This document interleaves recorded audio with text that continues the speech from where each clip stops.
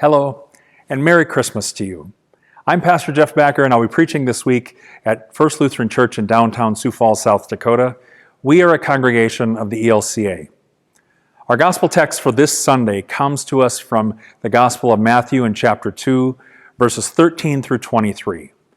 This text picks up after the Magi have departed from their visiting the Holy Family in Bethlehem. Now after they had left, an angel of the Lord appeared to Joseph in a dream and said, "Get up, take the child and his mother and flee to Egypt, and remain there until I tell you. For Herod is about to search for the child to destroy him." Then Joseph got up, took the child and his mother by night, and they went to Egypt, and remained there until the death of Herod.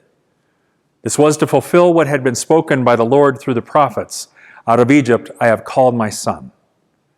When Herod saw that he had been tricked by the wise men, he was infuriated, and he sent and killed all the children in and around Bethlehem who were 2 years old or under, according to the time that he had learned from the wise men. Then was fulfilled what had been spoken through the prophet Jeremiah. A voice was heard in Ramah, wailing and loud lamentation, Rachel weeping for her children. She refused to be consoled because they are no more.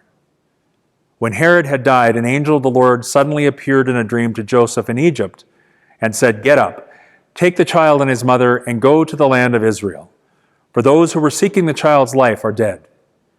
Then Joseph got up, took the child and his mother, and went to the land of Israel. But when he had heard that Archelaus was ruling over Judea in place of his father Herod, he was afraid to go there. And after being warned in a dream, he went away to the district of Galilee. There he made his home in a town called Nazareth, so that what had been spoken through the prophets might be fulfilled. He will be called a Nazarene. So this story shows us two very different characters, that of Joseph, the father of Jesus, and of Herod the Great, the king that was ruling at the time of Jesus' birth. Joseph is the example of a righteous man, trusting in God and serving in obedience. And then there's Herod. He was a megalomaniac, a narcissist, a spiritually dead man, living out of a position of power, but really living out from extreme paranoia and fear. On this first Sunday of Christmas, we have not even yet digested all of the goodness that we have celebrated, and we get this troubling text. In the story, Jesus has barely had but a few diaper changes, and his very life is in danger. And so Joseph is told to go, take his wife and the child and flee. Go back to the land that once enslaved God's people. Go to Egypt. There they will find refuge and they will find safety until the day that God will call them back to Israel. And Joseph, being obedient to God, does exactly what he is told to do. Herod, on the other hand, carries out one of the great tragedies in human history by killing all of the Israelite male babies in and around the region of Bethlehem. As I was thinking about this text, it's easy to get caught up in trying to assign some element of understanding why God would allow someone like Herod to rise up in power and to be able to carry out horrific deeds. It's also easy for us to root for Joseph and the home team, that they would find safety and protection, which we know that they do because we know the rest of the story. But what hits me is that when Jesus comes into the world, there are some that don't even want him to exist.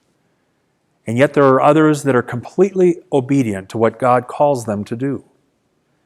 And I think we can easily see ourselves in some of these same postures. God, do not demand things from me that I will not do. And yet we love to profess that we are followers of Jesus Christ. Even Herod was created by God and plays a part in your salvation story, which ultimately challenges our thinking. The bottom line is that nothing happens outside of God's will and his purpose.